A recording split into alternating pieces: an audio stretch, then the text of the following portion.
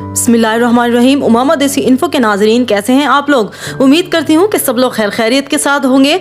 आज मैं आपको बताऊंगी कि रमज़ानुल मुबारक बामुताबिक सन 2023 पहला रोज़ा कब होगा। ये तमाम मालूमात मैं आपको इल्म फल्कियात की तहकीकात के मुताबिक दे रही हूँ। बाकी शरीयत का दारोमदार शरई शहादतों पर होगा। अगर कहीं कोई शहादत मौसूल हो जाती है तो शरीयत का हुक्म लागू होगा।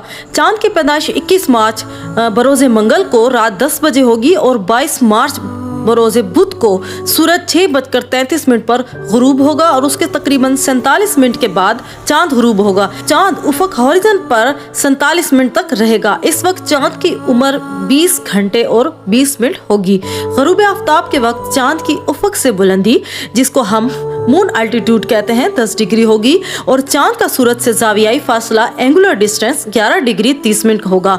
इन अवामिल की रूह से उफ़क़ कराची पर अगर मतला बर आलूद ना हुआ तो यानी कि अगर बादल ना हुए तो चांद बारीक होगा, लेकिन उसके बावजूद भी देखा जा सकता है। इन तमाम तहकीकात की बिना पर रोज़ा जो है वो 23 मार्च सन 2023 को मुतवक्के है।